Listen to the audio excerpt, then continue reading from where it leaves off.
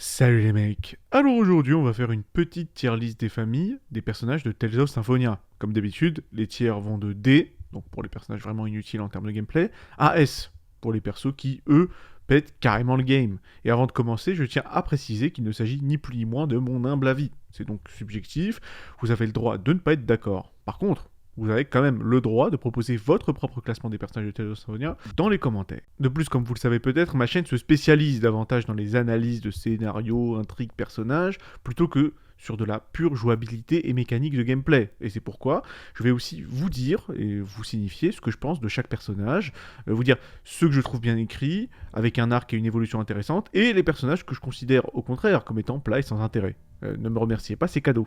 Ok, donc Tales of Symphonia, le jeu de la franchise Tales of qui a justement conquis et popularisé les Tales of en Occident, c'est-à-dire en Europe et en Amérique. Tales of Symphonia, c'est vraiment la formule classique des Tales of, mais poussée à la perfection, je veux dire. Et en plus, certains de ces personnages sont juste les plus mémorables de toute la série Tales of, et comme je l'avais indiqué lors de ma première vidéo sur ce jeu, l'intérêt premier des jeux Tales of en général, surtout vis-à-vis des autres JRPG concurrents, bah, c'est vraiment la dynamique entre les personnages, qui ne cessent d'interagir les uns avec les autres tout au long de ces jeux, ce qui n'est pas toujours le cas dans les autres JRPG. Par exemple, si on prend Final Fantasy VII, bah, on voit jamais Nanaki parler avec Yuffie. De manière un peu caricaturale, hein. Voilà, on ne voit jamais ça, il n'y a pas vraiment de dynamique finalement. Bon, c'est un peu con, mais c'est comme ça. Alors que dans les Tales of, si. Et ça tombe bien, justement, parce que c'est de tous ces personnages de Tales of Symphonia dont on va parler aujourd'hui. Allez, sans plus attendre, bah, c'est parti pour cette tier list des personnages de Tales of Symphonia. Alors on va commencer avec Shina, qui sera la première et dernière à rejoindre le tiers D. C'est un personnage nécessaire pour certains combats de boss, au vu du fait qu'elle soit une invocatrice, bien sûr, je fais référence au combat de boss contre les esprits originels, mais c'est aussi Shina, un des persos les plus appréciés des fans pour une certaine paire de raisons. Hein. Voilà, bon, je vous fais pas un dessin. Mais en ce qui concerne ses habiletés pures et son utilité en tant que membre de l'équipe, bah, elle est juste éclataxe. C'est assez triste de le dire. Elle est faible et elle a pas beaucoup de portée, hein, bon, vu qu'elle se bat avec des espèces de cartes ninja bizarres. Ce qui est embêtant, parce qu'elle n'a pas beaucoup de défense non plus. Son IA est décente, c'est ce qui est certainement l'un des seuls bons points du personnage, parce que sinon, entre le coût élevé de ses invocations en termes de mana et ses capacités de cast limitées, bah c'est pas Jojo. Bon, sinon, d'un point de vue purement écriture de personnage, bah elle est quand même intéressante, il faut quand même le dire. Shina ne connaît pas un, mais deux arcs majeurs tout au long du jeu. Premièrement, elle passe d'un assassin maladroit, obsédé par l'idée de tuer Colette, à quelqu'un qui finit par accepter d'aider l'élu Colette et à travailler avec elle. Et deuxièmement, donc le deuxième arc narratif, le deuxième arc de personnage de Shina, bon, on la voit quand même confronter et vaincre avec succès. Sa peur d'invoquer et de former des pactes avec les esprits originels, alors qu'elle avait précédemment échoué à former un pacte avec un esprit originel, donc Volt si je ne m'abuse, qui avait massacré la moitié de son village après qu'elle ait échoué. Ce qui l'a rendu de manière un peu logique phobique des pactes avec les esprits originels, ce qui fait que, bon, lorsqu'elle parvient à vaincre ses peurs, bah on voit effectivement qu'elle a changé en tant que personnage. Donc voilà. Passons à présent à un personnage que je vais placer en 7ème. J'ai nommé Génis. C'est un personnage qui peut être utilisé à bon escient par un bon joueur si ce dernier est capable d'anticiper la faiblesse élémentaire de l'ennemi. Mais autrement, Génis, c'est pas incroyable non plus. Ses sorts sont très puissants, certes, comme Indignation Judge ou Tempête de météorites, mais ils consomment bien trop de mana et prennent bien trop de temps de cast. Et une autre raison pour laquelle Génis est placé en 7ème, c'est qu'avec autant de combattants pétés à notre disposition, bah, je ne vois pas trop l'intérêt de prendre un mage super fragile qui se bat avec un putain de bilboquet. Je veux dire, le mec perd la vie en 2 ou 3 patates reçues, c'est juste infernal. Et pour ce qui est de son personnage en termes d'écriture, ça reste un peu moitière, hein, on va pas se mentir. Le développement de son personnage n'a rien de spécial en fait. Génis doit accepter le fait qu'il soit métis demi-elfe et le racisme ambiant des deux côtés, c'est-à-dire le racisme des elfes et le racisme des humains, donc ça à la limite c'est vrai que c'est intéressant. Et il devient effectivement le pote de Mythos, qui est donc le boss de fin du jeu, hein, désolé pour le spoil, mais comme pour sa grande sœur Rain, il reste globalement le même au début du jeu comme à la fin du jeu. C'est pas le personnage le plus foufou ni intéressant, on a même parfois envie de lui foutre des baffes, parce que, au fond, c'est un gamin arrogant.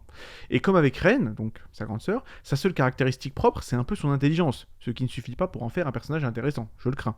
Bref, Joseph un peu de Génis, c'est un peu le meilleur ami nerd, entre guillemets, du héros, c'est un grand cliché qu'on peut voir absolument partout, bref, pas grand intérêt, mis à part sa relation avec Mythos, comme je l'ai déjà dit. Et maintenant, on va passer à Régal. Donc, Régal, avec sa belle chevelure bleue, eh bien, c'est un des 3 combattants que je vais placer en B tiers. Régal a le style de gameplay le plus cool de tout le jeu, hein. Bon, c'est vraiment un plaisir de jouer avec lui, en plus d'avoir des arts de combat et de soins plutôt bons. Mais comparé à Presea et à Lloyd, nos deux autres personnages dont je vais parler juste après, bah, il est quand même un peu à la ramasse en termes de pur DPS. Et en termes de heal, bah, même si effectivement il est capable de délivrer des soins sympathiques et corrects, bah, il reste loin du compte vis-à-vis du personnage qui sera placé en vestiaire, dont on parlera un peu plus tard. Donc au final, Régal sait tout faire, mais il le fait moins bien que les autres. C'est un peu triste. Et pour ce qui est de son personnage en termes d'écriture, bah, il a cette tendance à se fondre dans le décor parce qu'il n'est pas vraiment super intéressant en fait. Son histoire se résume au fait qu'il a dû tuer sa fiancée Alicia après qu'elle se soit transformée en monstre, puis qu'il découvre qu'elle s'est transformée à cause d'une ex-sphère. C'est la raison même de pourquoi il porte des menottes pour symboliser le poids de ses péchés, voilà. Mais bon, le truc vraiment paraît forcé et un peu tiré par les cheveux. Et même après avoir vengé Alicia en tuant ceux qui lui ont mis l'ex-sphère, bah son personnage ne change pas. En gros, c'est retour à la case départ et il reste comme ça jusqu'à la fin du jeu. C'est dommage, parce qu'il aurait pu avoir le potentiel pour devenir un personnage vraiment impressionnant, surtout qu'on le voit balancer un Kamehameha à un moment donné. Mais non, il ne change pas, il reste comme il est. Aucun intérêt. D'ailleurs, j'ai déjà exposé mon avis sur ce brave régal dans ma précédente vidéo sur Tales of, donc je ne m'étalerai pas non plus trop sur ce monsieur. Et en quelques mots, c'est un perso qui se prend trop au sérieux avec son histoire à faire pleurer dans les chaumières. D'autant plus que c'est une histoire qui est un peu copié-collé de celle de Kratos. Et c'est surtout un personnage qui n'arrive quand même pas à la cheville 2, et là effectivement on va passer à Presea, qui a le droit à son bêtière également. Presea a des combos multi-hits, plutôt dévastateurs et même cheatés, qui permettent de stun l'ennemi facilement. C'est un bon tank élémental, et en plus de ça, ses dégâts sont franchement pas dégueux, ce qui fait d'elle un bon membre d'équipe dans n'importe quel setup de team. Mais pour son personnage en termes d'écriture, bah, elle passe d'une coquille vide d'émotions en mode un peu coup d'éré, après s'être faite bolos par le projet Angelus, à quelqu'un qui souhaite donc venger la mort tragique de sa sœur. Hein, voilà, sa sœur Alicia avec Régal, blablabla. Bon. Son personnage passe souvent à la trappe lors des dialogues et sa relation avec Génis est complètement oubliée à partir de la moitié du jeu parce que Génis est amoureux d'elle. Hein. Ça aurait été intéressant de voir la réaction du petit Génis qui a donc un faible pour elle, découvrir que Presea est en fait une femme qui a la trentaine. Parce que le projet Angelus, comme déjà dit, a ralenti son vieillissement. Malheureusement, pour des raisons obscures, cette sous-intrigue n'aura pas été gardée. Voilà, elle disparaît comme ça, on ne comprend pas pourquoi. Bref, j'ai déjà également parlé de mon avis sur Presea dans mon autre vidéo, alors je résume mon avis vite fait. En ce qui me concerne, Presea, c'est ce qu'on pourrait appeler une lollybait, donc voilà, dont le principal intérêt est le fait qu'elle soit une femme de 30 ans dans le corps d'une enfant. Sauf que ce n'est même pas exploité correctement au cours du jeu, donc voilà, c'est raté sur 20, désolé. Et le dernier personnage de ce bêtière n'est autre que Lloyd, le protagoniste principal du jeu, hein, comme chacun sait, bon voilà, tout de rouge vêtu. Il n'était pas loin du A-tier, hein, pour être honnête, ses arts tempêtes font juste partie des meilleurs combos du jeu, sans parler du fait que c'est l'un des 3 principaux combattants au corps à corps. C'est le plus accessible aussi, puisqu'on le joue quasiment tout le jeu. Rapide, puissant, avec une grosse marge de progression, bref, il y a un monde entre un joueur qui maîtrise Lloyd ou pas, et ses combos sont super techniques. Et pour son personnage en termes d'écriture, encore une fois, bah, j'ai fait une analyse complète du bonhomme dans ma première vidéo, bon voilà, je me répète, mais c'est la vérité. Ce que je trouve intéressant avec ce perso, voilà, grosso modo, c'est qu'il est présenté comme l'archétype du héros de shonen, c'est-à-dire bon, épris de justice, antiraciste et anticlassiste, impulsif, un peu bête, mais avec un grand cœur, qui veut la paix dans le monde, un pacifiste dans l'âme, bref. En gros, un Naruto bis. Le problème, c'est que dans les faits, Lloyd, bah, c'est un fou sanguinaire, désolé, qui choisit l'option violence dès que c'est possible, contrairement à d'autres protagonistes de Tales of, comme Luc Von Fabré, hein, qu'on voit en train de péter un câble à chaque fois qu'il tue quelqu'un, ce qui est normal. Bon. Mais personne ne semble remarquer que Lloyd a un grain au cours du jeu. Je veux dire, je ne compte plus les cutscenes où on voit Lloyd en train de suriner des gens sans le moindre état d'âme, c'est assez fou. Je n'en dirai pas plus et je vous renvoie à ma vidéo si vous voulez en savoir plus. Et donc, on passe au tiers A, et évidemment, on va y retrouver Kratos. Qui ne sera pas seul d'ailleurs, mais on en parlera un peu plus tard. Bon, ça ne devrait pas être une surprise pour quiconque connaît le jeu, Kratos a de très bonnes capacités de heal et d'excellentes attaques physiques. Bon, par contre, il abandonne l'équipe pendant une bonne partie du jeu, ce qui est un peu chiant, mais c'est possible de le faire revenir dans l'équipe juste avant le tour final, hein, avec ce qui se passe à Flanoir, bref, vous connaissez les bails. Donc on peut quand même le squeezer dans une stratégie endgame si on veut. Kratos, c'est aussi la preuve que l'amour entre un père et son fils peut surmonter tous les obstacles. Que c'est beau. Sa volonté de tout faire pour Lloyd en secret, tout en continuant à travailler pour le Cruxis, est vraiment quelque chose que j'aime beaucoup chez lui. Après bon, son côté dur à cuire au grand cœur est un peu cliché. mais ça reste mon personnage préféré du jeu, donc voilà. J'ai déjà assez parlé de lui longuement dans mon autre vidéo, encore une fois, donc je ne vais pas trop m'attarder davantage sur le bonhomme. Et donc, on passe au deuxième mec du tier A, c'est-à-dire Zelos. Alors, comme Kratos, il a un bon kit de soins, mais son potentiel de dégâts physiques est juste légèrement plus élevé que Kratos, parce que ses animations de coups sont un peu plus rapides que Kratos, bon, voilà. Ce qui fait qu'il est un tout petit peu meilleur que lui sur un peu tous les aspects. En tant que personnage, Zelos, on le voit confronté à des situations plutôt dures, comme par exemple son désir d'échapper au devoir de l'élu, car il est l'élu de TCA là, hein, contrairement à Colette qui est l'élu de Sylvarant, bref, pour ceux qui connaissent le lore du jeu, vous connaissez les bails. Son besoin compulsif d'être du côté des gagnants, dans n'importe quelle guerre. D'ailleurs, le pragmatisme de Zelos, c'est peut-être l'élément que j'aime le plus dans ce perso. En gros, Zelos est certainement l'un des personnages les mieux écrits du jeu, et si vous choisissez de l'affronter, eh bien, son discours avant de mourir est vraiment déchirant. Sa relation avec sa sœur, sa mère, bref, tout ça c'est vraiment bien écrit. Il me fait un peu penser à Irving Kinea de Final Fantasy VIII, puisqu'ils sont très similaires en termes de personnalité et également de design.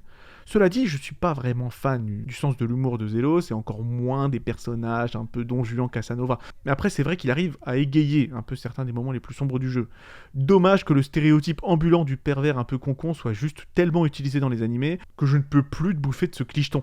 Le seul intérêt de ce cliché justement avec Zelos, c'est que quand Zelos, et c'est rare, est sérieux, ça a tendance à marquer, car comme je l'ai dit, ça arrive très peu souvent, et il peut même en devenir intimidant. Bref. Et donc, on arrive aux membres surprises de ce tier A, avec un personnage qui n'est autre que Colette. Bon, alors, elle mérite probablement de se trouver en bêtière, pour être honnête, parce qu'elle est plutôt éclataxe en mêlée et ses sorts sont utiles sans être particulièrement spéciaux non plus, mais Colette, c'est quand même le seul perso qui peut voler l'ennemi, déjà c'est sympa, et si on spam son skill parabole, elle en devient carrément OP, ce qui la propulse quand même en A tier.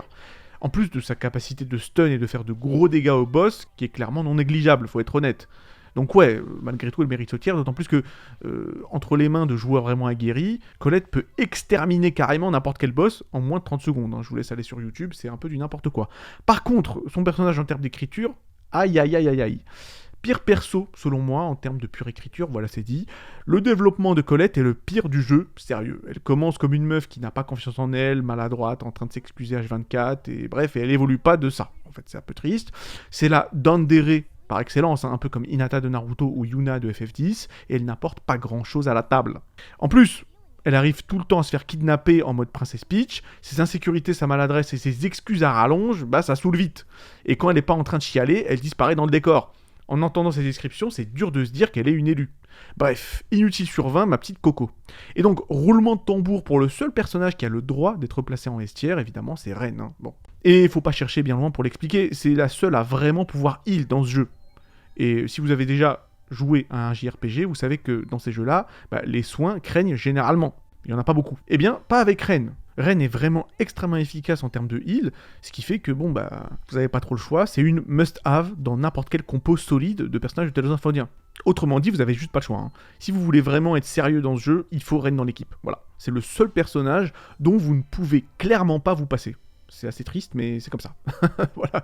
Et en ce qui concerne son personnage en termes d'écriture, c'est un peu mouais quand même. Sans grand changement dans sa personnalité, et la seule chose de vraiment intéressante chez elle, c'est qu'on apprend qu'elle est une demi-elfe qui s'est échappée de TCA pour aller à Sylvarant afin d'échapper au ravage du racisme. Donc, parce qu'elle est demi-elfe, bon. Elle est plutôt sympathique, même si pas super intéressante pour être honnête. Elle est super intelligente. Mais le jeu en fait des tonnes à ce propos, ce qui fait qu'elle manque rapidement de profondeur parce que son intelligence, c'est un peu le corps, c'est un peu le noyau de sa personnalité, en mode elle a que ça quoi. En réalité, Ren a plus que ça, elle a plein d'autres caractéristiques comme le fait qu'effectivement elle ait peur de l'eau, je crois, elle ait peur de se noyer, elle est complètement obsédée par les ruines et par tout ce qui est archéologie, et tout ça en réalité est explicable par rapport à ce qui s'est passé dans son enfance. Le problème, c'est que dans le jeu de base, c'est pas expliqué.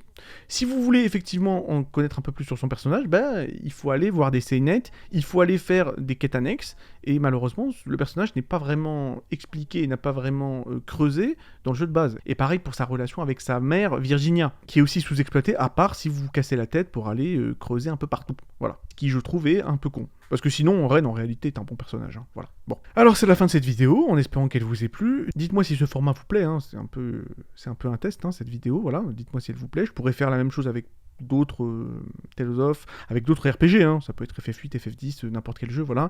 Faire une petite tier list en termes de gameplay, ainsi que de vous donner mon avis sur chacun des persos, voilà. Dites-moi si ça vous plaît, donnez-moi éventuellement une liste de jeux qui pourraient vous intéresser, voilà, n'hésitez pas. Prenez soin de vous, et à la prochaine. Et likez la vidéo, please, et abonnez-vous. Voilà, allez, à la prochaine.